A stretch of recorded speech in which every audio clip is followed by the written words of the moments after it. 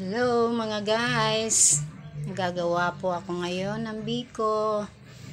Kailangan natin ng bilao, daon ng saging. So hindi ko na po pinakita yung mga ingredients po. Nandito na po siya.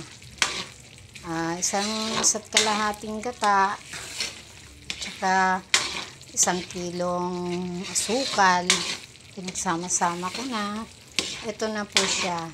Hindi ko na po pinakita yung mga Nilagyan ko na po yung sinaing ko na siya. Nilagyan ko siya ng pandan para mabango.